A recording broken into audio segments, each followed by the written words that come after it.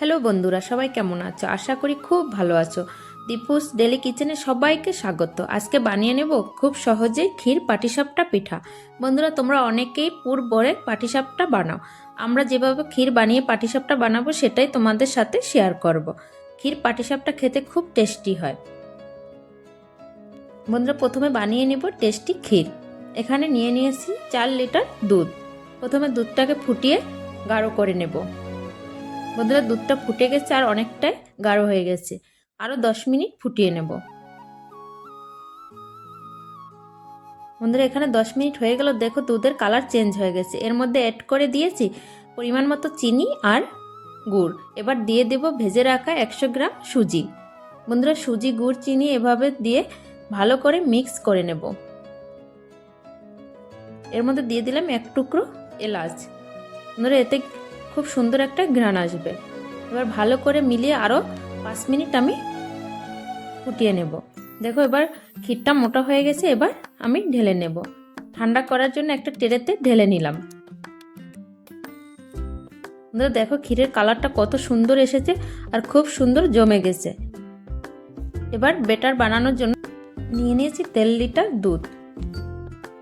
বন্ধুরা, দুধটা ঢেলে নিয়েছি। এবার এর মধ্যে অ্যাড করে দিব 1 চামচ লবণ। এবার দুধটাকে ফুটিয়ে নেব।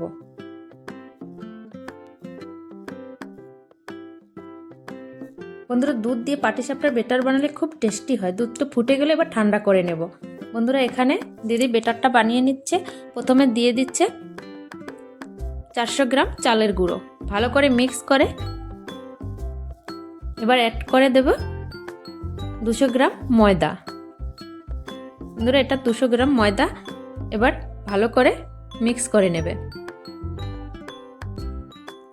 মিক্স করা হয়ে গেছে। এবার অল্প দুধ অ্যাড করে নিচ্ছে। বন্ধুরা, একবারে দুধটা ঢেলে দিলে অনেক সময় বেটারটা পাতলা হয়ে যায়, তাই বারবার এভাবে মিক্স করে পরিমাণ মতো দুধ দিয়ে বেটারটা বানালে খুব সুন্দর পারফেক্ট বেটার হয়। বন্ধুরা, দেখো কত সুন্দর হয়েছে। এবার এর মধ্যে অ্যাড করে নেব নারকেল। বন্ধুরা, এখানে একটা নারকেল আর আদা আছে, পিষিয়ে নিয়েছি। এবার এগুলো অ্যাড করে নেব। বন্ধুরা, বেটারের সঙ্গে নারকেল অ্যাড করলে খুব সুন্দর টেস্টি পাটিসাপটা হয়। এবার ভালো করে মিক্স করে নিয়েছে।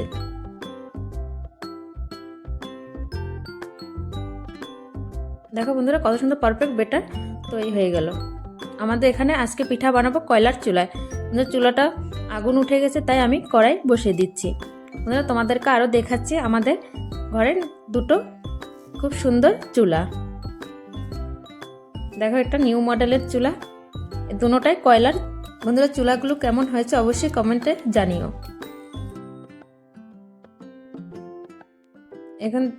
এখানে বন্ধুরা দিদি বেটারটা ভালো করে মিক্স করে নিচ্ছে আর কড়াইতে লাগিয়ে নিচ্ছে তেল। বন্ধুরা, অনেকে ব্রাশ দিয়ে তেল লাগায়, কিন্তু আমরা এখানে কলার ডান্টা দিয়ে তেল লাগাচ্ছি।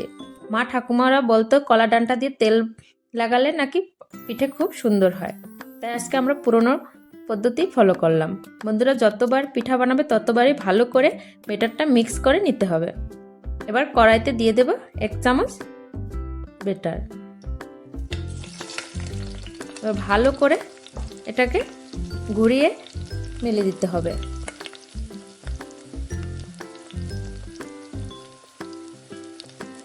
দেখো কত সুন্দর মেলা হয়ে গেছে। এবার বন্ধুরা, এভাবে 2 মিনিট উনানের উপর রেখে দিতে হবে।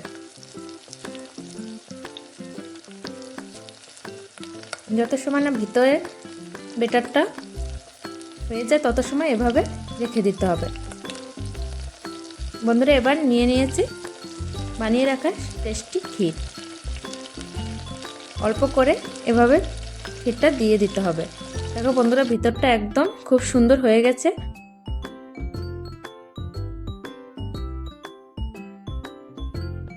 এবার ধীরে ধীরে পিঠাটা মুড়ে নিতে হবে।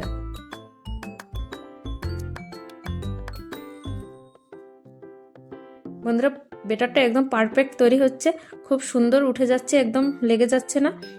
তাই এভাবে ঘুরিয়ে ঘুরিয়ে তুলে নিতে হবে।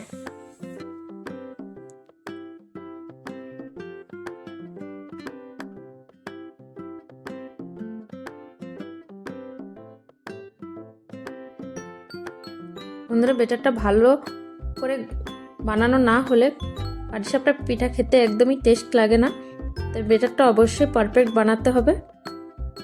দেখো হয়ে গেল আমাদের পাটিসাপটা। এবার এটাকে ভালো করে এপাশ ওপাশ করে একটু ভেজে নিতে হবে। বন্ধুরা একটু ভেজে নিলে পিঠা খেতে আরও টেস্টি লাগে।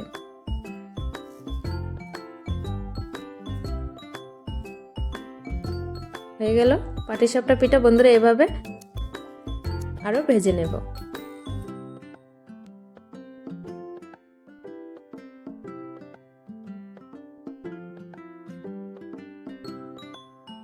বন্ধুরা তোমরা কিভাবে ক্ষীর পাটিসাপটা বানাও অবশ্যই কমেন্টে জানিও। দেখো হয়ে গেল পিঠা বানানো। এভাবে আমরা সবগুলো পিঠা বানিয়ে নিয়েছি, আর সবগুলো পিঠাই খুব সুন্দর পারফেক্ট হয়েছে। বন্ধুরা